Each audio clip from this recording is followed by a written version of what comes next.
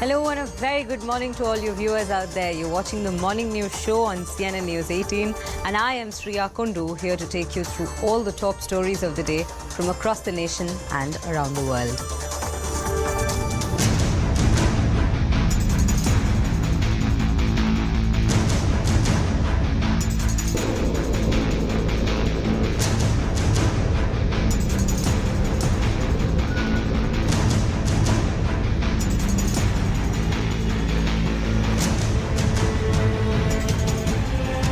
संविधान में भी आप ऐसे देखेंगे तो आर्टिकल 44 इसका समर्थन कर दिए, तो सैद्धांतिक रूप से हम इसका समर्थन करते हैं।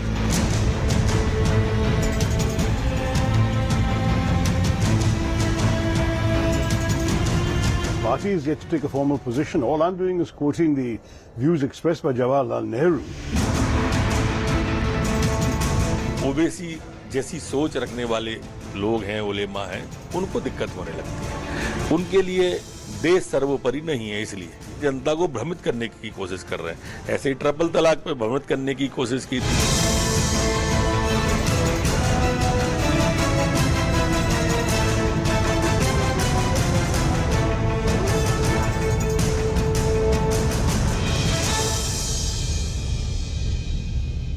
Well, we begin this segment with a big debate. Yes, we're talking about the Uniform Civil Code.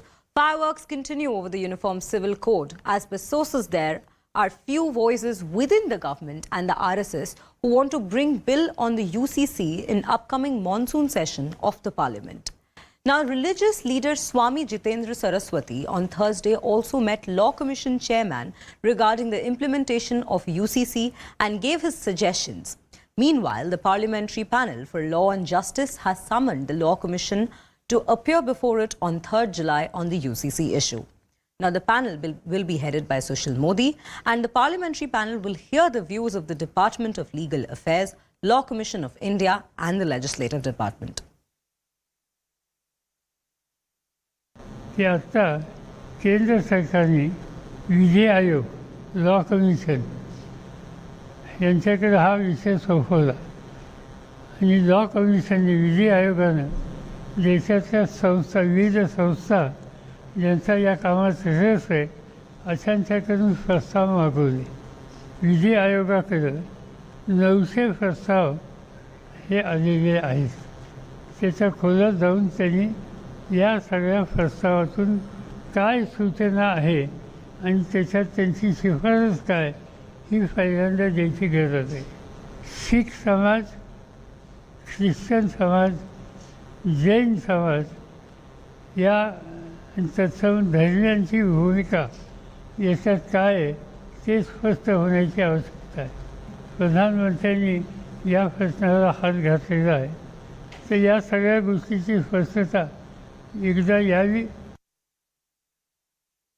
Opposition parties are saying that this is just a political trump card or politics that is being played by the BJP ahead of 2024. You want to create a division in the society, minority and majority. How would you respond to this? So I don't understand why the opposition is worried about implementing a constitutional provision.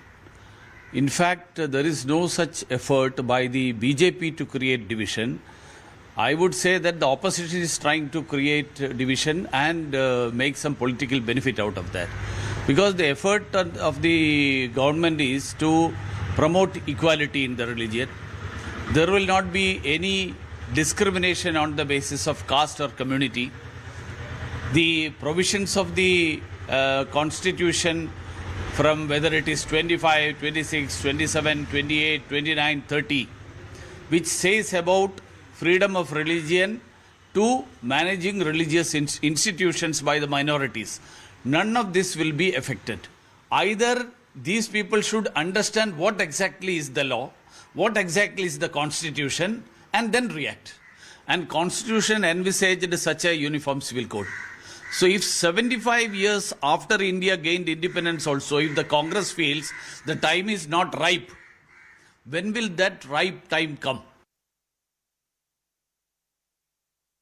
हर व्यक्ति 140 करोड़ जनता में एक समान है, और अगर एक समान है तो एक नीति होनी चाहिए सभी। और ये तो संकल्प भारतीय जनता पार्टी की रही है। और ये संकल्प संविधान में भी है। तो आज जो 70 साल में नहीं हो पाया 3 तलाक को हटाने का, कश्मीर में 370 को रद्द करने का और पूरे देश में एक समान नीति यूनिफॉर्म सिविल कोड स्थापित करने का, जो असंभव कार्य था वो प्रधानमंत्री जी ने पूर्व में भी संभव करवाया है और यूसीसी भी हम लोग संभव करवाएंगे। That is necessary. We also said that need wide consultation and try to bring some consensus. It should not be imposed. Imposing will create trouble and contradiction.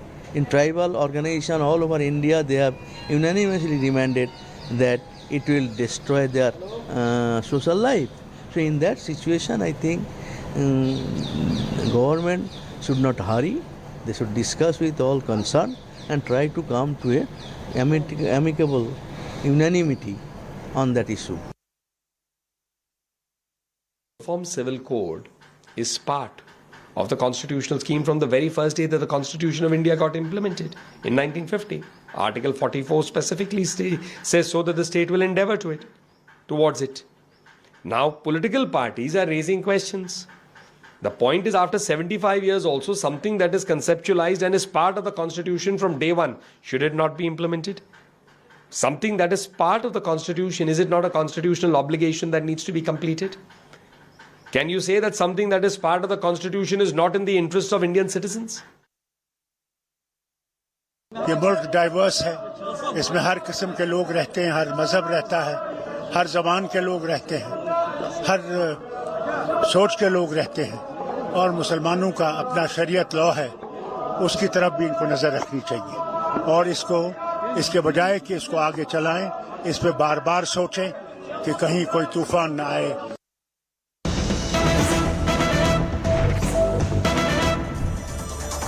Now we'll quickly shift our focus to some breaking inputs coming in from the south. Raj Bhavan sources have told CNN News 18 that Tamil Nadu government RN Ravi has decided to take legal opinion from his Attorney General on the issue of Senthil Balaji. Now Raj Bhavan's previous order stands suspended till the legal opinion has been taken. Senthil Balaji is going to continue in council till AG opinion and further orders come in. Now, sources have also told CNN News 18 that the Tamil Nadu governor has now informed Chief Minister Stalin about the decision to keep dismissal order of Minister Balaji in abeyance. Remember, according to a press release from Raj Bhavan, Balaji is facing criminal charges, serious criminal proceedings in a number of cases of corruption, including taking of cash for jobs and money laundering. So this is the particular update that we have on Senthil Balaji's suspension. It has been put on hold for now till legal opinion is sought from the Attorney General by the Tamil Nadu Governor RN Ravi. Now we come back to a story which has been developing in the east. Days before Panchayat elections in West Bengal, on Thursday, BJP booth president Deepak Shamanta's hanging body was recovered in West Mednipur, Shabang.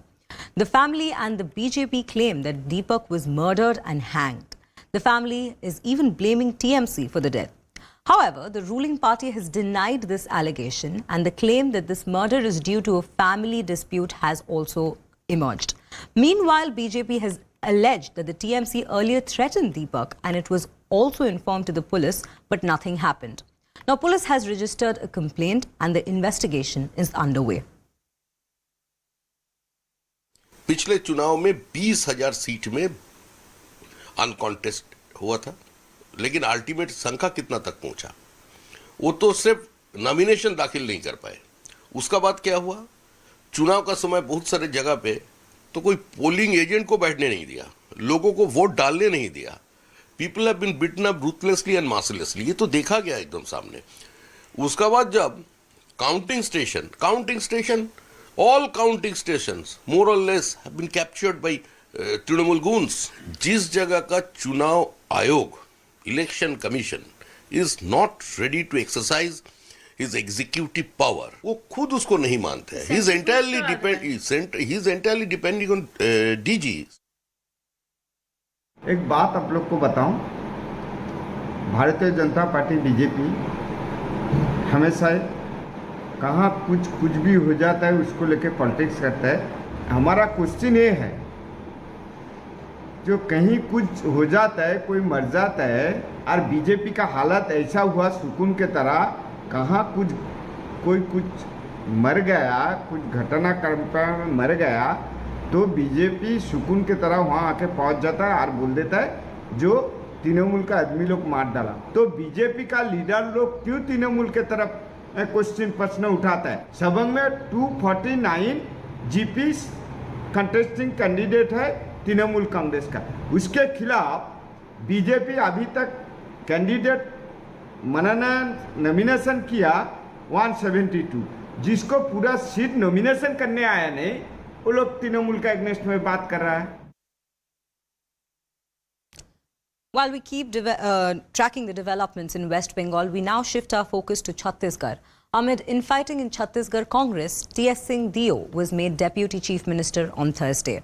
Political experts are saying that the step has been taken keeping in mind the upcoming polls in the state. CNN News 18's Anand Narsimhan spoke exclusively with T.S. Singh Dio. Listen in. What happened in the discussions? Could you share a little bit what was communicated and what has now been agreed upon? It was a very congenial sort of a meeting where everybody was putting forward their point of view without any acrimony. We were also told that in some other meetings things were very much more hot. But Chhattisgarh was cool, calm and collected. Well, that is thanks to you and Bhupesh Baghel ji, but Raman Singh ji has said कि चुनाव से 60 दिन पहले आपके हाथ में झुंझुना पकड़ाया गया है. How would you want to respond to that? जो मिलकर वही सही. High Command ने जो अपने लिए लायक समझा, they have given that, and I am absolutely okay with whatever my High Command gives me. Do you believe that you would advise Sachin Pilot also to settle for something like this in Rajasthan, for the larger interest of the party? My advice to Sachin, if it's an advice not sought, I am imposing my views, so to say. But I have been in touch with Sachin off and on. We have been on similar perceptible boats too. We have exchanged opinions and views, and I'd advised him earlier too, and I'll only say as a person, not on any other basis, as just a person I'm fond of, I like, and somebody who's younger to me in age. Be patient. You have the capacity. You have the capacity to lead. You have a base. You have things made. So what is lacking is waiting for the call of the High Command. When we bind ourselves willingly to a party structure, then accept the party structure and accept their wisdom in taking a call. They may err once in a while, it doesn't matter, but much greater wisdom lies there, and they will take a call. Eventually, they'll take a call, which I am sure will give him the opportunity to lead Rajasthan one day. But Maharaj, मैं आपसे एक प्रश्न पूछूं तो वादा तो निभाना चाहिए. वादा खिलाफी नहीं हुई है, so hasn't trust been broken? So is it difficult to retain the trust once a promise has been broken? I don't know about promises really, but there could be situations. There could be things. A lot of things happened just about that time. Now we take you back down south. The Siddaramaiah-led Congress government in Karnataka is continuously facing backlash over imposition of guarantees. Yes, this time Congress and BJP have locked horns over the implementation of the Anna Bhagya scheme. The Congress called the union government petty for changing rules to stop FCI from selling rice to Karnataka. Now the Congress has further claimed that instead of giving rice to state, rice is given for ethanol production at lower cost. Meanwhile, BJP's Tejasvi Surya has hit out accusing the Congress of distorting facts. Surya said that the changed rule applied to all states and not just Karnataka. Now remember, yesterday CNN News 18 with its ground reports highlighted how Shakti scheme is creating problems for regular commuters as free travel for women has led to overcrowding of the state-run buses. Well, for now, those are the updates, but we will bring you more developments on the other side as we slip into a short break. Do stay tuned to CNN News 18.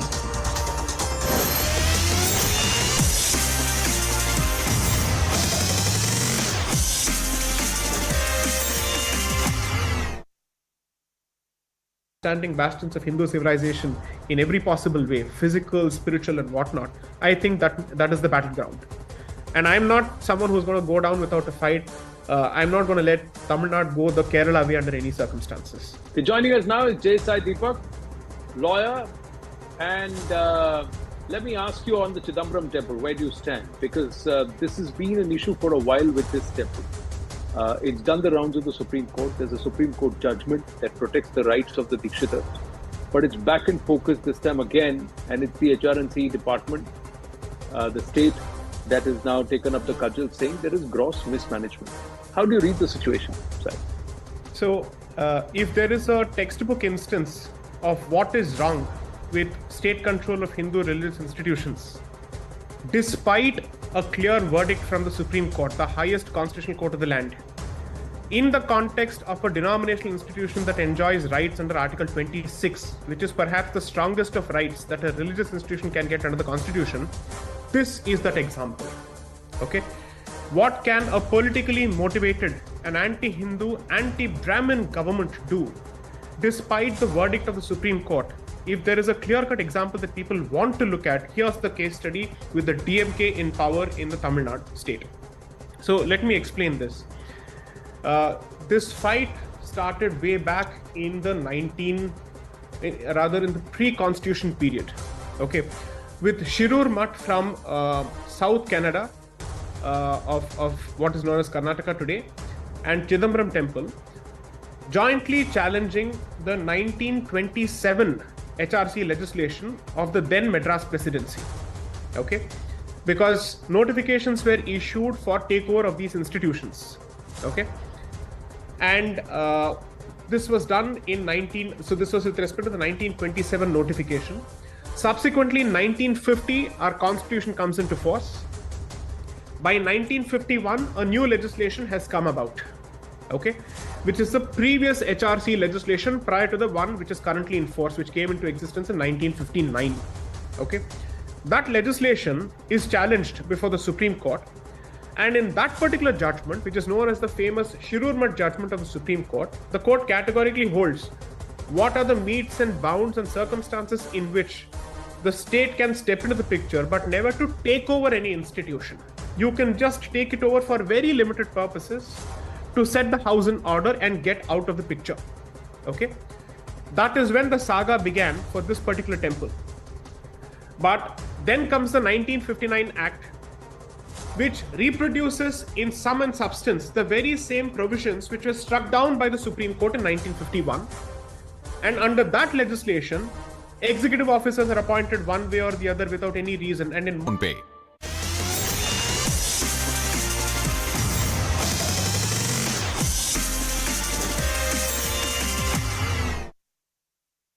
Welcome back. You're watching the Morning News Show on CNN News 18, and it always feels good to begin the morning on a positive note.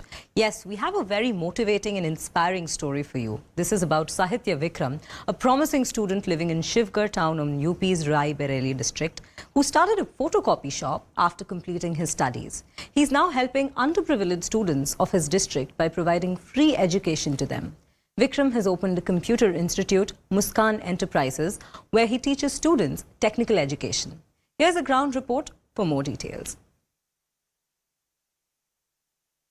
अभी तक आपने कई ऐसे समाज सेवियों के बारे में सुना होगा जिन्होंने समाज सेवा में अपना सर्वस्व लगा दिया, लेकिन हम उस समाज सेवी के बारे में बता रहे हैं जिसके बारे में सुनकर अनायास ही उसकी प्रशंसा में शब्द निकल आएंगे, जिसने पढ़ाई लिखाई करने के बाद कुछ इस तरह की समाज सेवा शुरू की जो लोगों के बीच में चर्चा का विषय बनी हुई। क्षेत्र के लोग उनके इस कार्य की बड़ी प्रशंसा कर रहे हैं। जी हाँ, आपने सही सुना, हम बात कर रहे हैं रायबरेली जनपद के शिवगढ़ कस्बे के रहने वाले उस होनहार छात्र की जिसने पढ़ाई लिखाई करने के बाद अपनी एक छोटी सी फोटोकॉपी की दुकान शुरू की। इसके बाद एक दिन उनके मन में विचार आया कि क्यों ना कुछ ऐसा किया जाए जिससे निर्धन व गरीब असहाय बच्चों का भला हो सके और उन्हें डिजिटलाइजेशन से जोड़ा जा सके। इसी सोच को आगे बढ़ाते हुए उन्होंने मुस्कान इंटरप्राइजेज के नाम से अपना एक छोटा सा कंप्यूटर इंस्टीट्यूट शुरू किया, जहां पर वह गरीब असहाय बच्चों को निःशुल्क रूप से कंप्यूटर्स की शिक्षा उपलब्ध कराते हैं।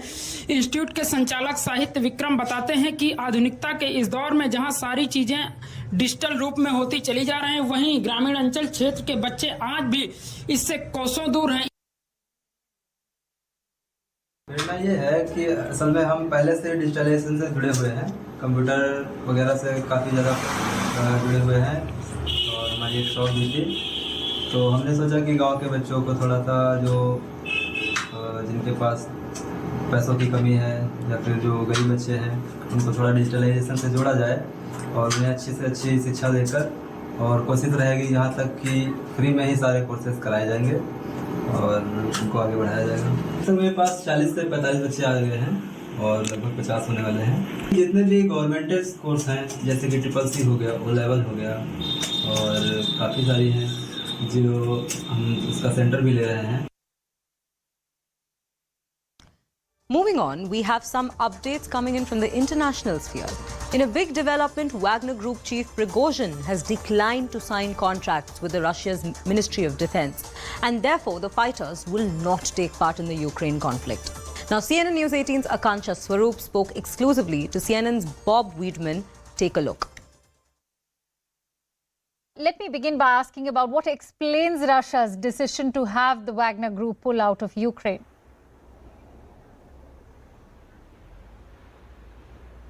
Well, to start with, actually, the Wagner Group, which led the battle in Bakhmut, pulled out at the end of May. That apparently was their decision. Now, the question is, what did they do after that? Well, it appears that they pulled out of Ukraine altogether, most of them, though not all, it appears. And the bulk participated in last weekend's mutiny led by Yevgeny Prigozhin. Now, the question is, where do they go now? There's talk that perhaps the Belarusians will provide Wagner with facilities, empty land, tents, if they want to station out of there. But by all accounts, it does appear that Wagner, as a participant in the war in Ukraine, is over, that perhaps the mercenaries who fought as Wagner fighters will be absorbed in some way into the Russian Defense Ministry.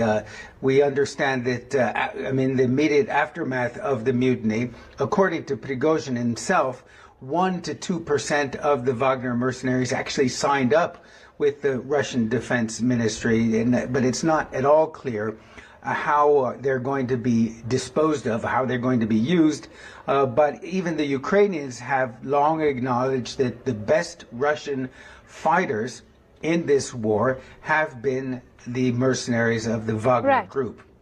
Ben, how will their withdrawal impact the war at a time when Ukraine is already pacing up with its counteroffensive, especially at a time when Wagner troops were marching on Moscow? There were several gains being made by Ukraine as well.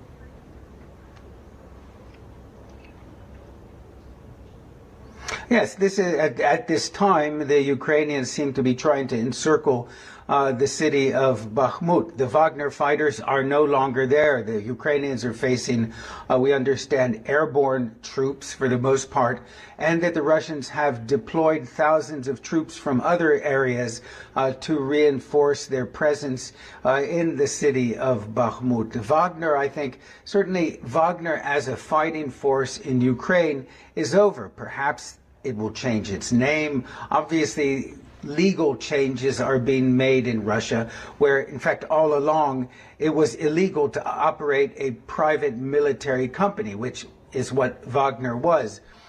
Now they have to sign contracts with the Defense Ministry, and this is one of the reasons, we believe, behind Prigozhin's mutiny, was that he didn't want to become subservient to the Russian Defense Ministry. Moving on to a rather socially significant piece. Menstruation is natural, but the lack of proper menstrual hygiene management facilities poses significant challenges, with girls opting out of schools and women dropping out of the workforce. Here's how Mission Swachhata Aur Pani, a joint initiative by News18 Network and Reckitt, has been advocating for improved sanitation facilities so that menstruation is not a barrier to education and employment.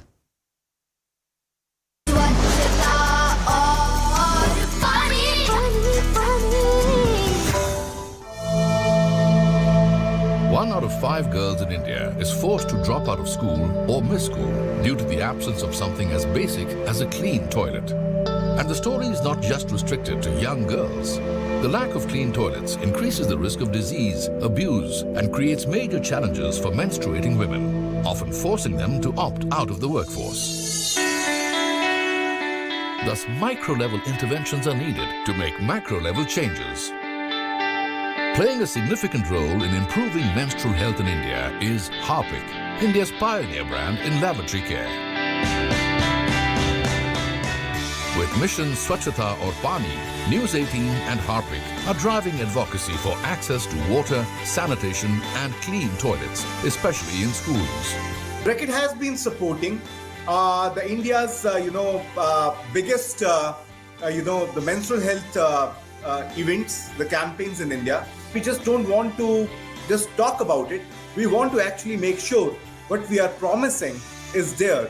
In some of the schools, the incinerators are fixed. In some schools, the sanitary napkin dispensing units are being placed. In certain schools, the curriculum has, the menstrual hygiene management. One of Reckitt's long-term partners in the sanitation mission is PVR Nest, which has created pink centers. These are free-to-use, women-exclusive sanitation facilities across the national capital. Through partnerships with Gramalaya and initiatives like World Toilet College, Reckitt has been promoting menstrual hygiene management across the nation, striving for a future where women and girls are able to manage their menstruation with dignity.